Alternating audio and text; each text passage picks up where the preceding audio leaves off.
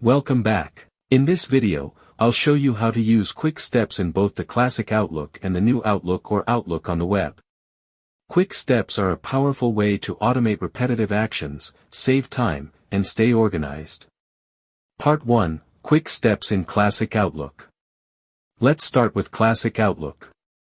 First, go to the Home tab. In the ribbon, click on Quick Steps. Here, click on New Quick Step, and from the options, select Custom. A pop-up window appears. At the top, I'll give my quick step a name. In this case, I'll call it Delete. Now, under Actions, I'll select Delete Permanently.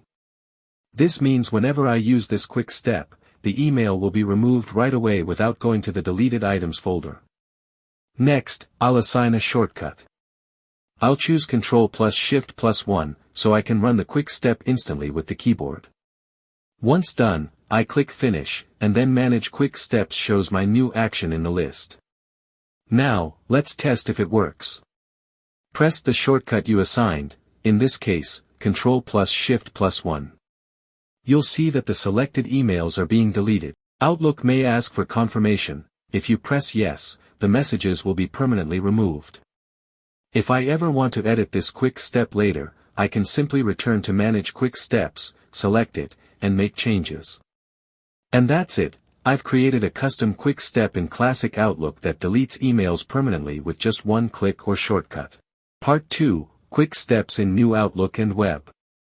Now let's move to the new Outlook and Outlook on the web. The process is slightly different, but just as simple. First, open the Mail section. On the Home tab, click Quick Steps. If you already have some created, open the drop-down and choose Manage Quick Steps. Next, click plus New Quick Step.